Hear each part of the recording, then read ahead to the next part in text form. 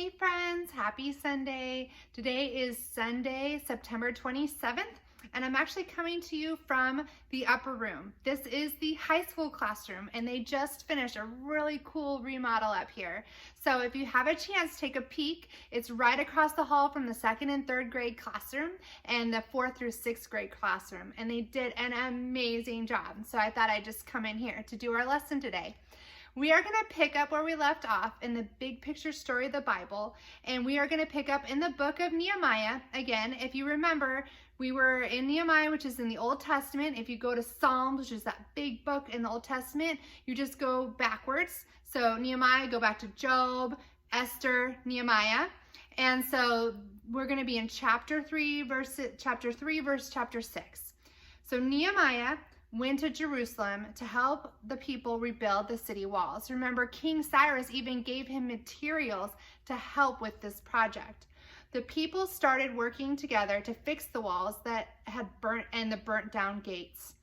The workers put doors and bolts and bars, and they cut stones and lifted them up to place them on the wall. They filled in the gaps with holes.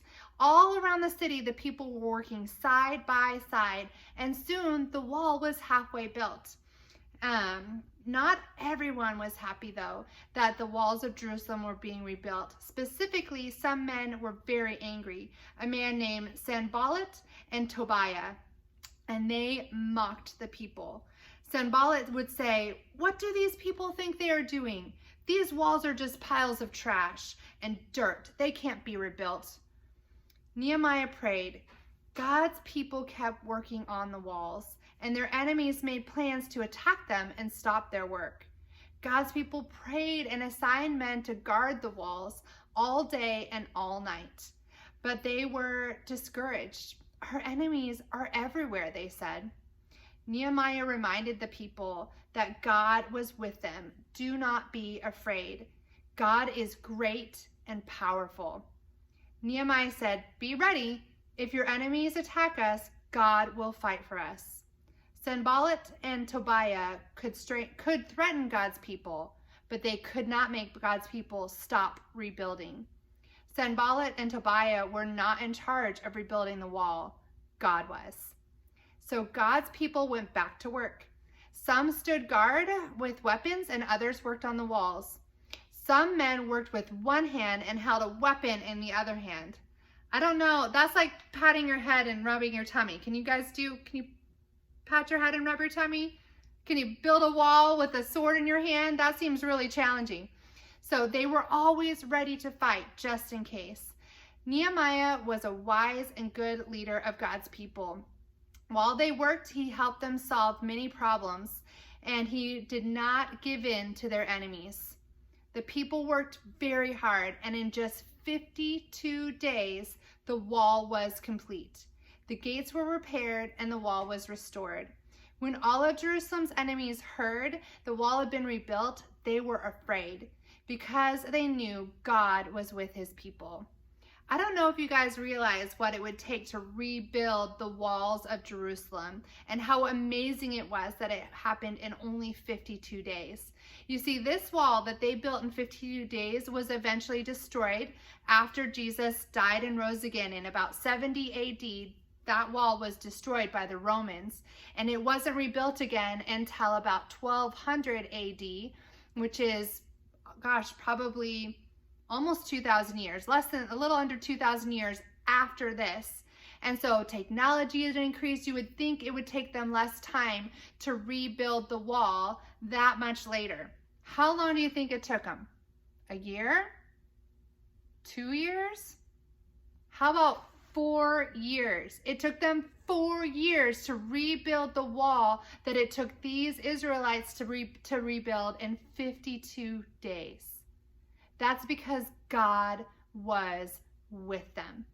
This is an amazing story. And Nehemiah led the people to rebuild the walls around Jerusalem to protect them from their enemies. And Jesus came to protect us from our enemies. He died on the cross and rose from the dead to rescue us from the penalty of sin and death.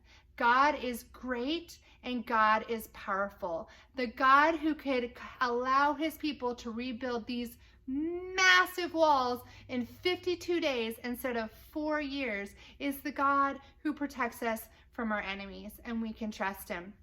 Which reminds me of our memory verse. So remember Lamentations chapter 3 verses 22 through 23. The steadfast love of the Lord never ceases.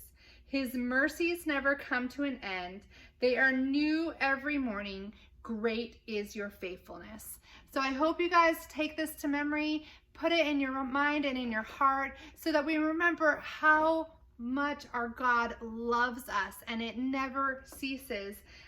His greatness, or his faithfulness is great. So I hope you memorize this. Today our activity is a little bit different.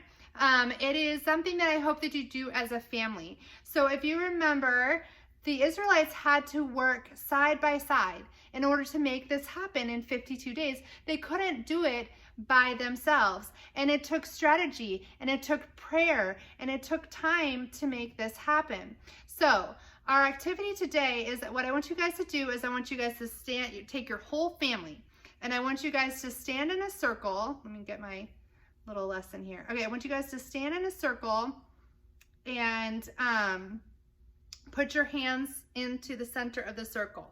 And I want you guys to just put them in the center of the circle, close your eyes, and then start feeling around until you grab a hand. So you should have a hand in each side, and you should have your eyes closed. Then I want you to open your eyes, and I want you guys to work together to untangle until you're in a circle again. And so you're gonna have to like go under and over to get through. You're gonna have to work together as a family to figure out how to take this tangled mess and make it a beautiful circle again. And that's how God is in our lives, is he takes things that are a little messy, that are a little broken down like the wall, and he rebuilds them because he's a merciful and gracious God, and he repairs things that are broken, and we are so thankful for that. So I hope you guys have fun doing that activity with your family. I hope you guys have a great Sunday. Bye.